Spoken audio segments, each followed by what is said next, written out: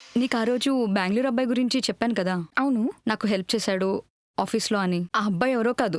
ఈరోజు మన ఆఫీస్‌కొచ్చాడే మేనేజర్. అదే కొత్త మేనేజర్. అవునా?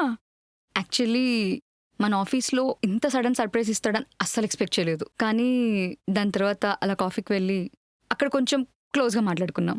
ఒకసారి వైబ్ నచ్చితే నీకు తెలియదే ఉంది చెప్పు. కానీ భయమేస్తుంది శ్రీ.